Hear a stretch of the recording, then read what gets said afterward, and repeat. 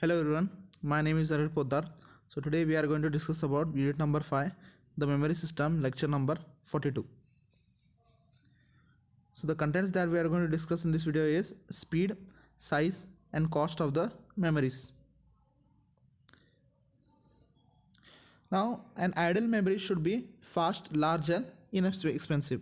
So whenever you are purchasing any of the memories or RAM memory or any other memory, the first thing we should say is the memory should be fast enough to read the or write the data, and it should be large, that is it must store large amount of data, and it should be inexpensive, it should be not more expensive to buy it. A very fast memory can be implemented if SRAM chips are used. So as I told, we have discussed in the previous lectures, that is a static RAM, where as I told, the transistor voltage will remain constant as long as it is not switched off. But these chips are expensive. So if we use SRAM chips, it is very fast but it is expensive. So for those cost reasons, it is impractical to build a large memory using SRAM chips. So for the memory, you can't build a memory using SRAM chips because it is expensive. Now the alternative is to use the dynamic RAM. So dynamic RAM chips which have much simple basic cells and thus are much less expensive. So if we use dynamic RAM chips for the memory, it contains simple cells as well as these cells are less expensive. But the main disadvantage is such memory will be significantly slower than SRAM. Now dynamic memory units can be implemented at the reasonable cost. The cost will be less.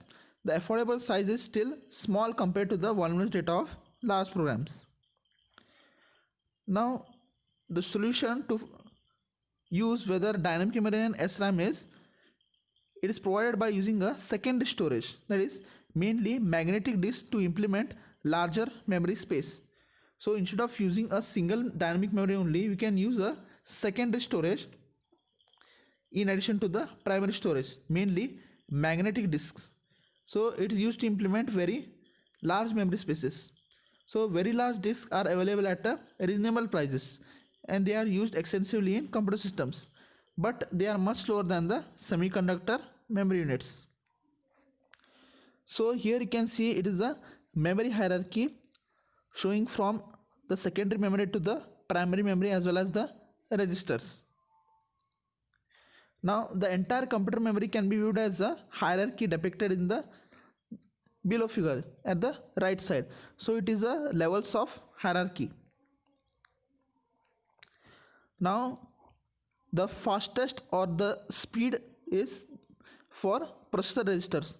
Now the faster access for the data can be done through registers. So if data is stored in the registers, the fastest way to access that data can be done in registers, but it is slowest in magnetic disks or secondary memory.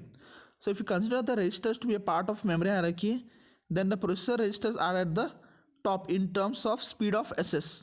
Speed of access means whenever we are storing a data into the register, it will take very fast to access that data and speed is very high. So register provide only a small portion of required memory, that is even if it is speed but size is lowest, that is it takes very less amount of data. At the next level you can see after the registers there is a relatively small amount of memory that can be implemented directly on the processor chip, that is primary cache. Now the memory holds copies of instruction and data stored in a much larger memory that is provided external. It is called as a processor cache. So you can see here in the processor cache, it contains much larger memory than the primary cache. So there are two levels of cache. You can see a primary cache is always located on the processor chip, so which must implement many other functions. You can see here in the primary cache is always referred as level 1 cache, and the larger in size secondary cache is placed between the primary cache and rest of the memory. So it is referred as L2 cache. So it is usually implemented using SRAM chips.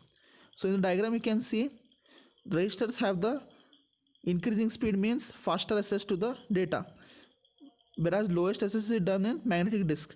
But when you compare to the size, magnetic disk can contain large amount of data, whereas registers contain lowest amount of data.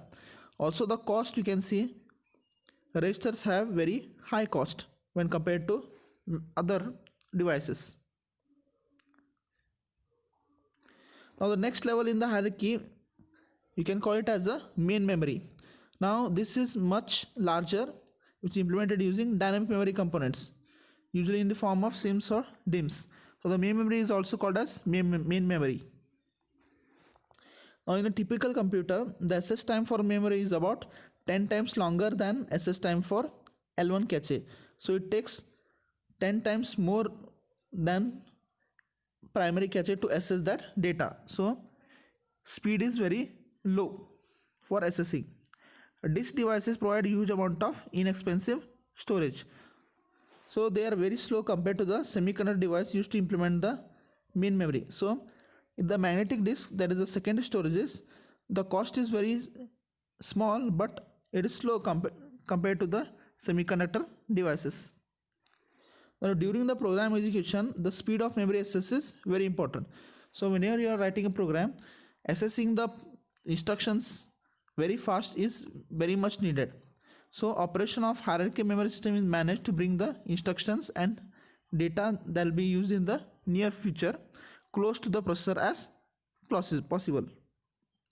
Now in this lecture we have studied about speed, size and cost parameters of the memories and the memory hierarchy. Thank you.